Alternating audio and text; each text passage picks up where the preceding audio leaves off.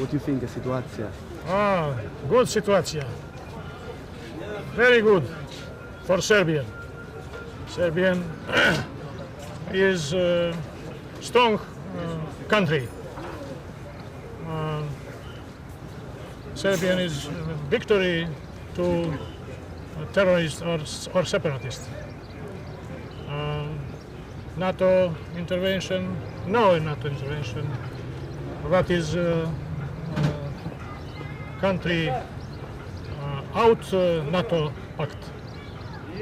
No law for intervention NATO pact in Serbia. Okay?